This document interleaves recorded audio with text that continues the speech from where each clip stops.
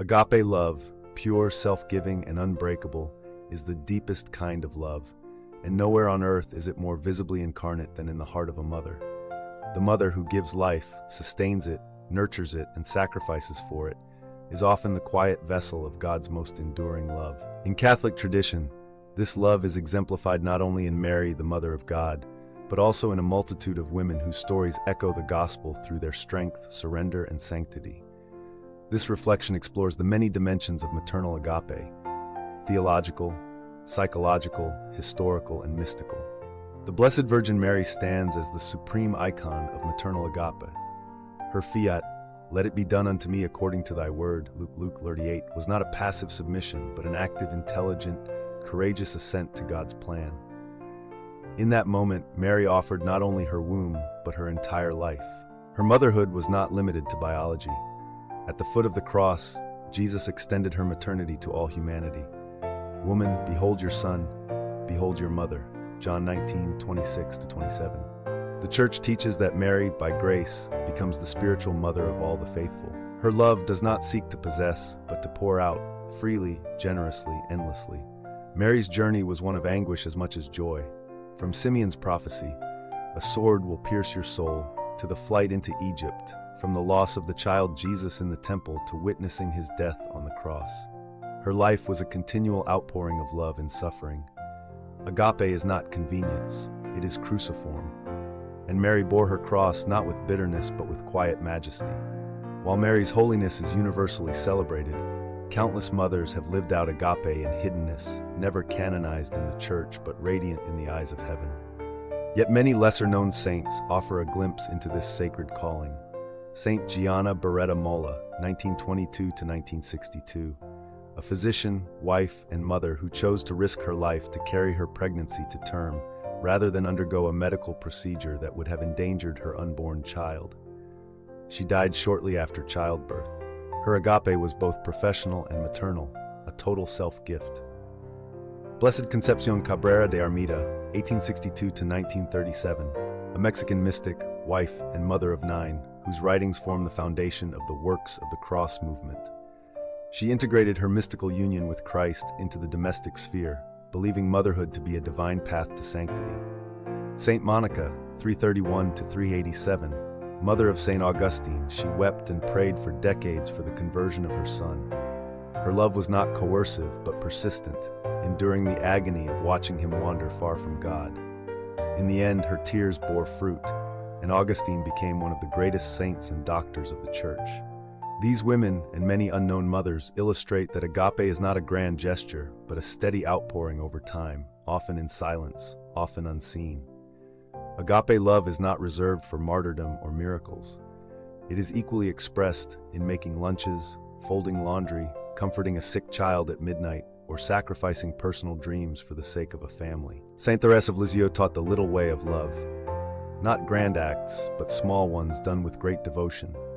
This path of hidden holiness is the path of millions of mothers. A mother sanctifies time, space, and matter, creating a home that becomes a domestic church.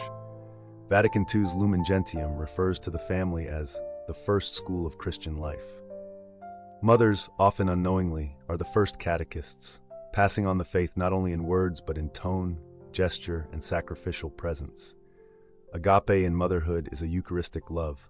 Like Christ, who said, "This is my body given for you," mothers live those words daily.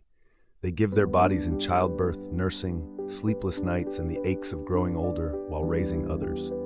They give their hearts, knowing that every act of love contains the risk of loss. From a psychological standpoint, agape in motherhood develops through what attachment theorists call secure base behavior.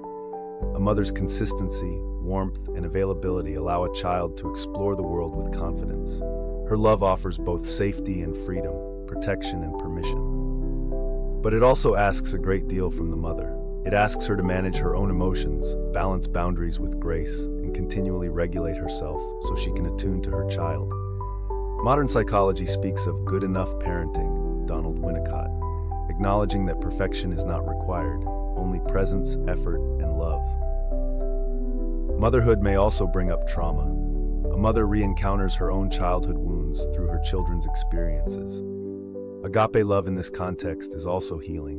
It allows a woman to grow, to forgive, to break cycles, and to become a conduit of divine mercy where there was once pain. It is important to distinguish agape from unhealthy self-erasure.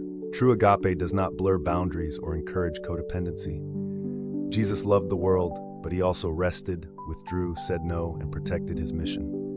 Mothers, too, are called to love from a place of interior freedom, not exhaustion. Saint Zélie Martin, mother of Saint Therese, ran a business and raised her daughters with discipline and affection. Her letters reveal a love that was gentle yet firm, protective yet not suffocating. Her agape was clear. She offered herself, but she also maintained order and purpose.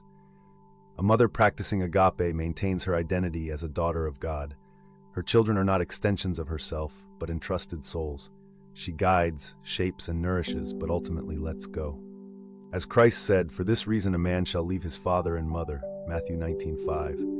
Agape does not cling, it sends forth. Scripture abounds with images of maternal tenderness.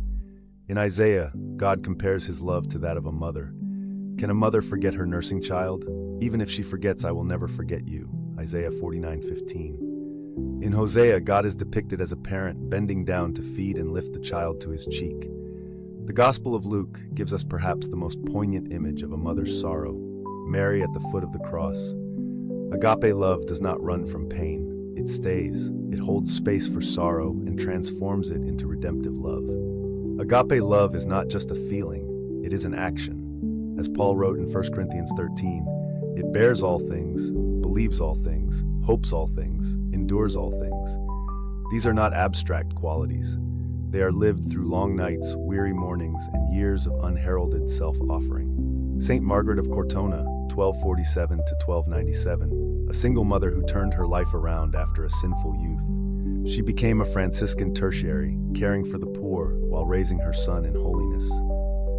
Blessed Anna Maria Taigi, 1769 to 1837, a wife and mother of 7, she lived a life of mystical union with Christ while managing her household in Rome with diligence and cheerfulness.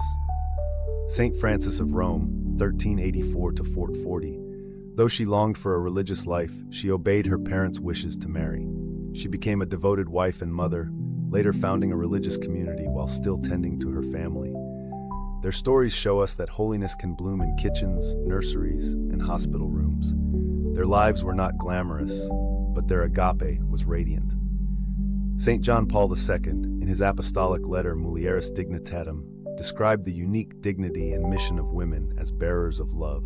He recognized in motherhood, both physical and spiritual, a mirror of divine mercy. He affirmed that every woman, by her openness to life and love, reflects something of God's inner life. He wrote, "The history of every human being passes through the threshold of a woman's motherhood." Agape, then, is not just a moral ideal. It is inscribed in the very identity of the feminine heart. Agape love protects, nurtures, and elevates. It does not diminish itself, it multiplies. It does not retreat from suffering, it transforms it. It is the love that raised saints, healed generations, and bore Christ himself into the world.